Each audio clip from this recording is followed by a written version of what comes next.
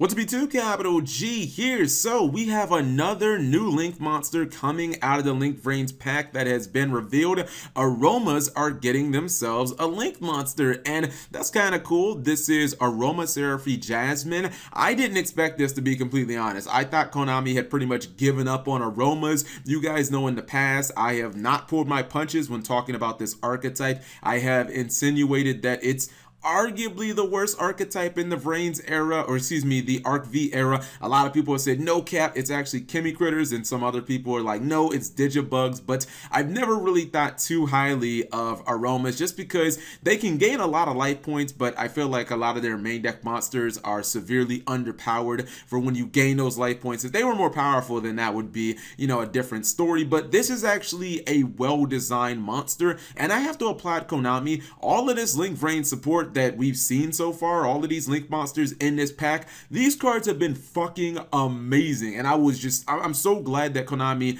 is thoroughly making these cards good. The Glad Beast monster has been a little underwhelming, but everything else has been amazing, and it's kind of crazy. This is probably like one of the best cards that Aromas have. Now, will it change the archetype?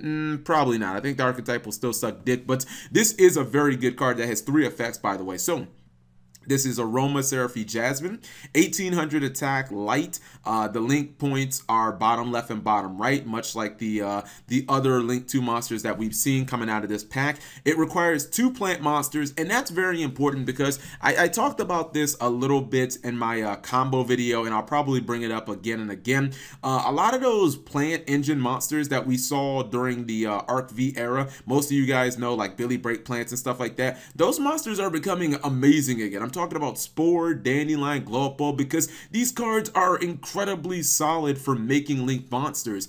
You can summon them straight out of the deck a lot of times with the new Crystron Link monster, and you know, Dandelion produces tokens. Hell, you can use 2 Dandelion tokens to make this Jasmine, and then Glow Up Bulb, it's like 2 monsters, and then Spore, same deal. It's basically 2 monsters, goes to the graveyard, summon itself back. So let's go ahead and look at the effects, and the second effect is the hard once per turn. First effect: if your life points are higher than your opponent's, this card and plant monsters this card points to cannot be destroyed by battle. I think that's pretty good. Like, Aromas don't have great stat lines, and if you're probably gonna be playing Dandelion in this deck, Dandelion can make this card. So being able to protect your tokens from battle, that's pretty sick. I mean, I think that it'll especially be important because if you have this on the field by itself, you know, just not dying by battle is pretty good. And in Aromas, you can get a lot higher life points than your opponent. It's just a lot of times you don't really make enough advantage to make that kind of worthwhile. Second effect: you contribute 1 card this you contribute 1 monster this card points to, special summon 1 plant monster from your deck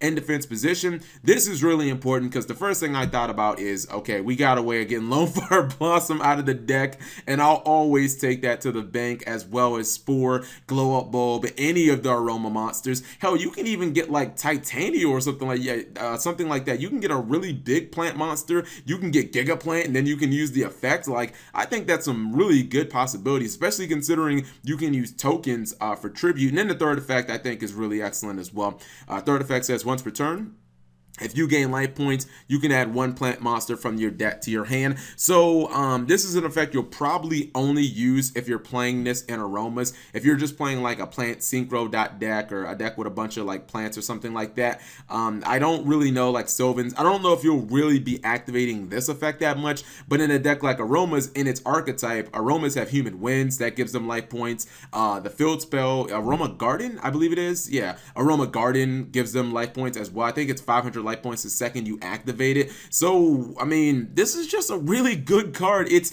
almost a shame because I still think Aromas as an archetype are going to be terrible, but this card is like, this is the best card in the entire archetype by like a lot.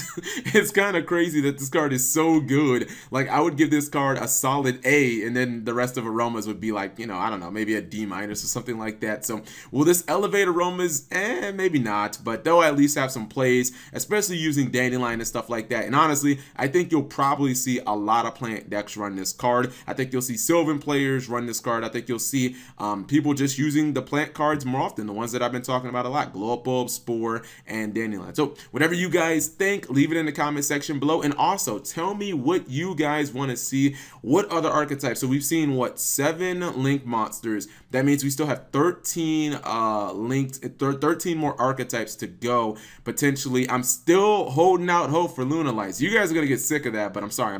I'm not gonna stop talking about my archetype like that. Lunalights, Tellarknights, Melodious. I'd like to see those 3 get one. Anyways, whatever you guys think, leave it in the comment section below. Thank you guys for watching. As always, subscribe if you have not already.